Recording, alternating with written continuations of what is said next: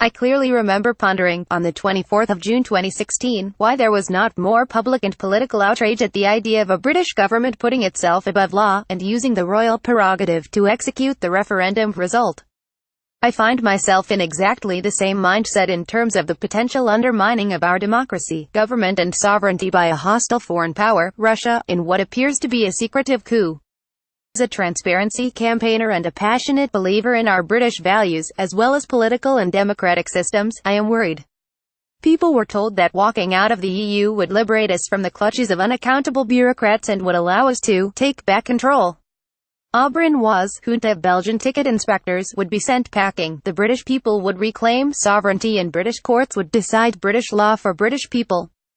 The fog of bureaucracy would be blown away by the accountability and transparency that we supposedly enjoyed in the days before 1973. It is turning out very differently. Think of Brexit as a matryoshka, or a Russian nesting doll, with voting to leave the EU as the outer doll, representing all the various things we were sold: free trade, prosperity, sovereignty, transparency, increased control over borders, and less money sent to Brussels. Pulling off the outer doll reveals another doll that represents something much more worrying.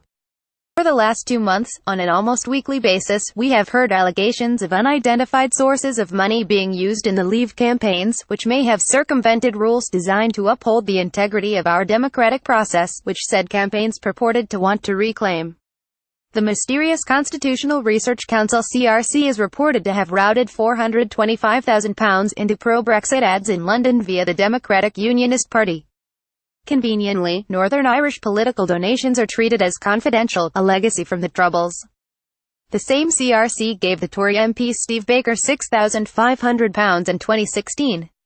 At the time Baker was chairman of a Tory hard Brexit caucus, the European research group outrage, which was behind the sinister Boris Johnson and Michael Gove letter exposed by the Mail on Sunday. And what is Baker doing now? He is junior minister in the Department for Exiting the European Union (DEXU). The Electoral Commission is investigating the funding of Leave.eu and its largest donor, Arron Banks.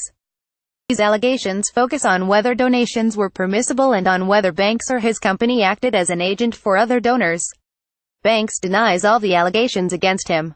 Meanwhile, Vote Leave, the official campaign to quit the EU, the last week also came under investigation for potentially breaching the rules by giving £625,000 to a 23-year-old fashion student in connection with his campaign to get young voters to back Leave. The third doll in the matryoshka, fittingly, is Russian. All 17 of the U.S. intelligence agencies agree that the Kremlin interfered in the U.S. presidential election. The only debate is to what extent the Trump campaign colluded.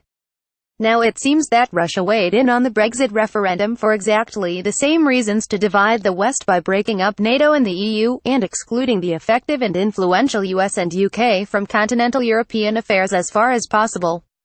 We now know that thousands of Russian bots were active in pushing the Brexit message on social media, as were workers in the St. Petersburg troll factory.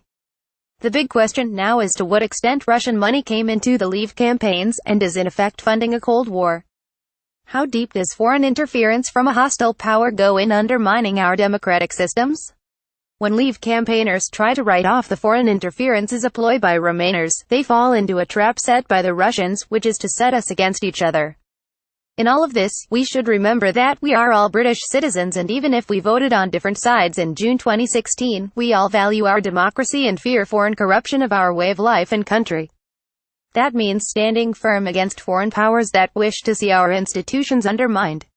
Which brings me to the innermost doll of liberalism. Of the 52% who cast their vote for Leave, how many were voting for Britain to become a deregulated, super-low tax, small state country? The Vote Leave bus message that told voters, we send the EU £350 million a week. Let's fund our NHS instead, has been widely discredited. But what if the people who have grabbed the Brexit steering wheel were hostile to the very idea of the NHS? Gove and Johnson are pushing for hard deregulation under the cover of hard Brexit. With the ERG and the highly influential Legatum Institute on their side, the duo have demanded that the Prime Minister drop taxes and make a bonfire of the regulations that protect us. As Marie Antoinette said of the poor, let them eat cake, the modern equivalent being, let them eat chlorinated chicken. The extremely successful vacuum cleaner magnate James Dyson has been more open than Johnson and Gove in describing the post-Brexit country he wants, one that sees an end to corporation tax, and a slashing of protection for workers' rights. In the secret, bullying Gove Johnson letter, for Theresa May's eyes only, they talked about circumventing normal cabinet protocols, getting rid of moderate ministers and parachuting in a Brexit implementation task force to overrule Whitehall and our civil service.